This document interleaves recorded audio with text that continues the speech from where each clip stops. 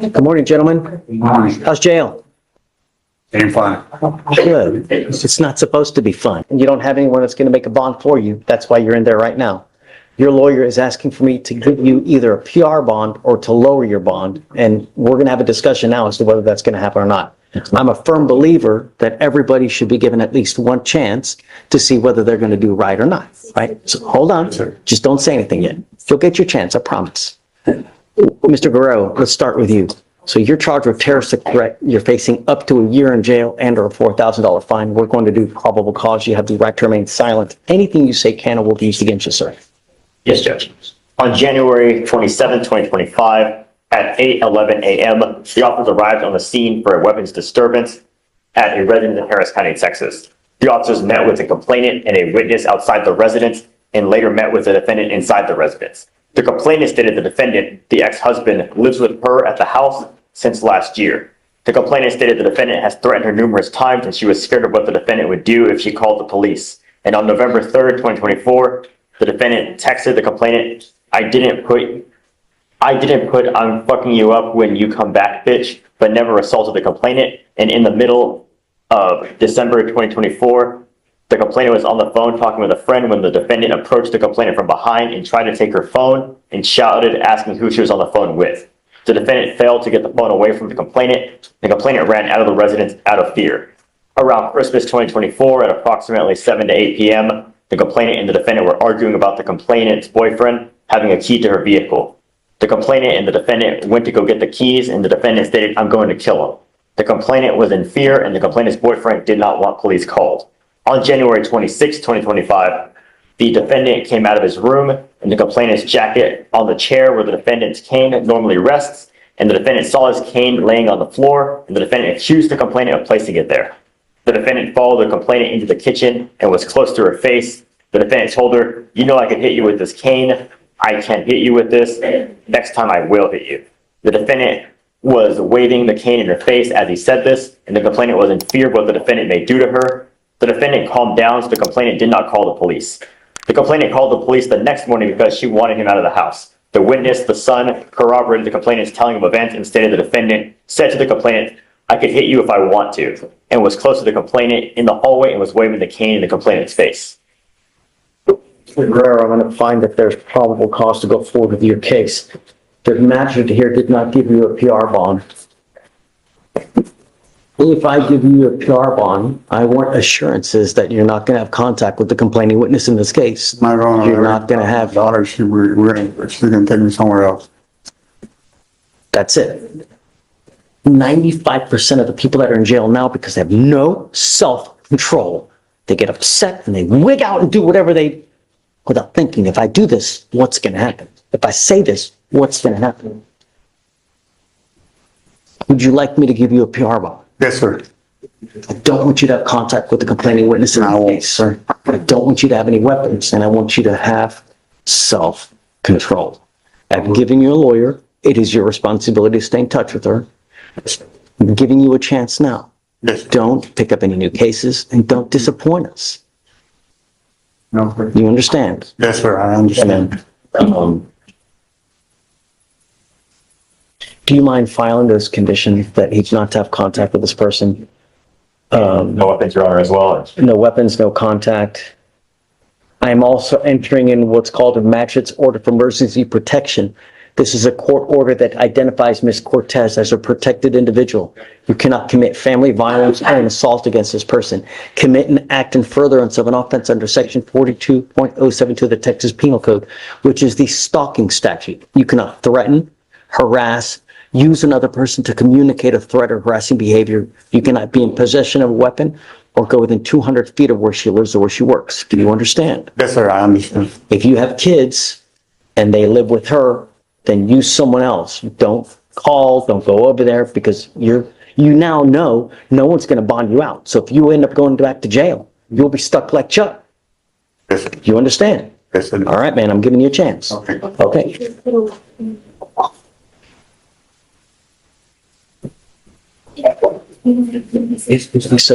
please, if you can still file those conditions, no contact, no weapons. Now, Mr. Ellis, Your case is quite a bit more complicated. You were charged with unlawful carrying of a weapon. You were facing up to a year in jail and or a $4,000 fine. We're going to do probable cause. You have the right to remain silent. Anything you say can and will be used against you. Yes, Judge. On January 29th, 2025, at approximately 3:29 p.m., the officer dispatched to a weapons disturbance call at 5900 Long Drive in Harris County, Texas. The officers were given a description of the defendant and that he was dancing, waving a gun. The officer arrived at the location and saw the defendant matching the description at a bus stop. The officers observed the handgun sticking out of the defendant's front right pocket, and the officers told the defendant to put his hands up, and the defendant continuously refused orders from the officers to let go of the firearm. The officers used force and pulled the defendant's arms away, and the defendant continued to grip the firearm, attempting to pull it out of his pocket. The officer was hit by the defendant while pulling away, and the officer was thrown into a metal and glass wall at a bus stop. The officer sustained minor abrasions to his right arm, and the officer struggled with the defendant for approximately 6 minutes until detaining him. The officer spoke with a witness who stated she was walking to work and heard and saw the defendant dancing and rapping while waving around a firearm multiple times.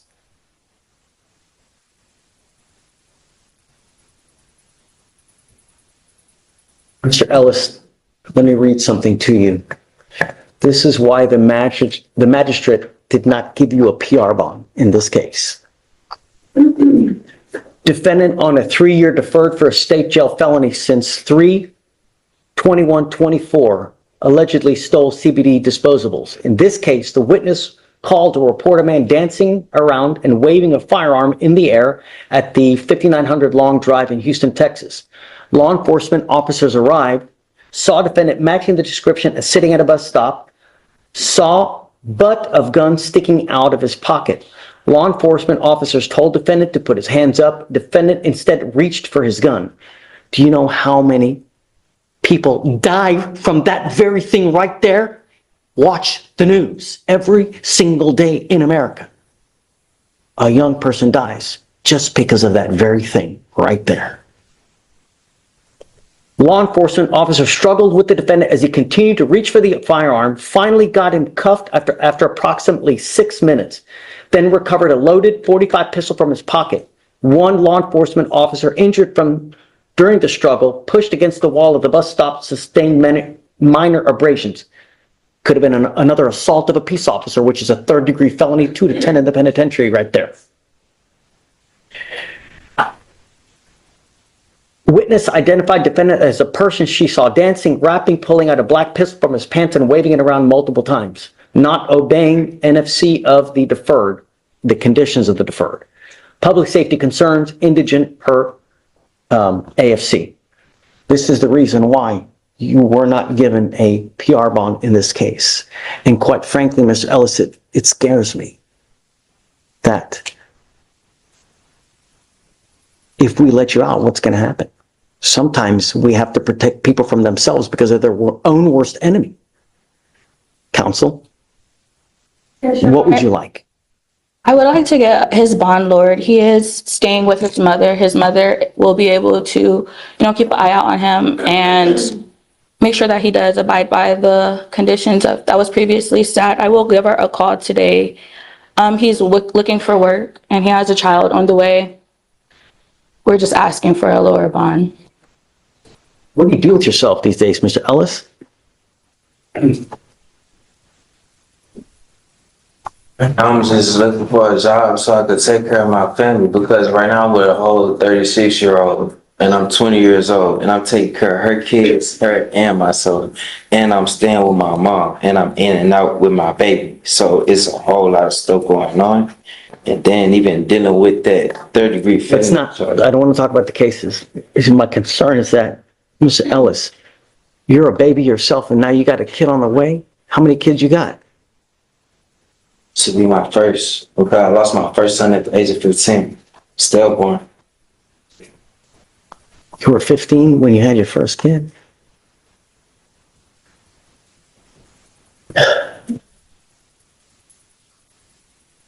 I will make contact with his mother, Your Honor, before I leave today.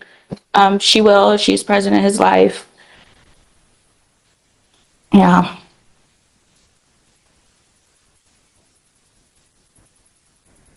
What's going on with the deferred upstairs? Have they done anything? Have they filed a motion to revoke? Let me see. It does not appear that at this time they filed a motion.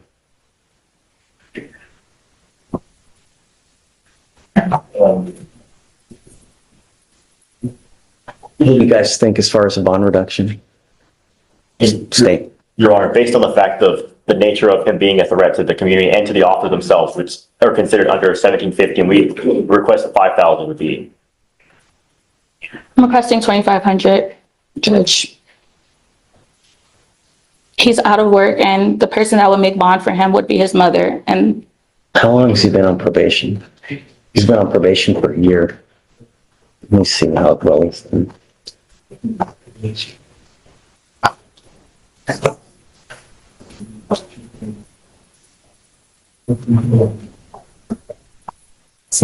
already had one BVR.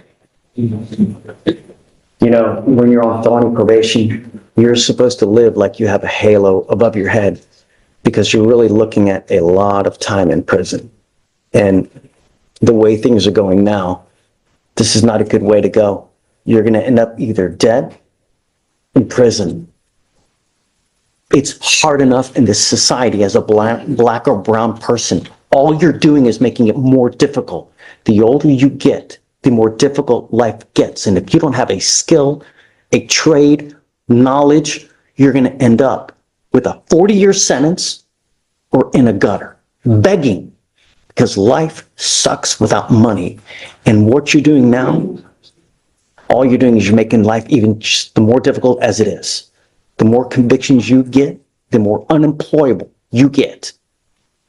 If you don't believe me, when you go back there in the pods, ask. All the old timers that are in there, ask. You're 20. Don't squander your opportunity. I'll give you a bond reduction. I'll set it to 10,000 now. okay, I'd like to have contact with mom. So Okay. somehow if you can like arrange so we can figure out how we can get through to Mr. Ellis. yes, So what we can do to, I'm not opposed to a PR bond, okay. but I want to know that somehow we have some kind of structure in place so that we know. Okay, Judge. I will call her today. How would you like me to get back in contact? I'm assuming he might go to felony court Monday. We can roll it to Monday. Okay. And then just stay in the loop with me and then we'll structure things so that we can try to get him on the up and up. Okay. Thank you, Judge. I'm not going to let you die here. I'm not going to let you squander this opportunity. I will stay on top of this until we get you going well. Because the way that you're going now, it sucks. It's not good. You're not to use any weed. You're not to use any alcohol. And I'm going to stay on top to make sure. I'm giving you a curfew. I'm going to do all these conditions to make sure you're not going to end up another statistic. Do you understand? So we're going to roll your case to Monday because I want to see if we can get your mom involved in this, see where we can go. Okay? All right. Thank you, Judge. Thanks.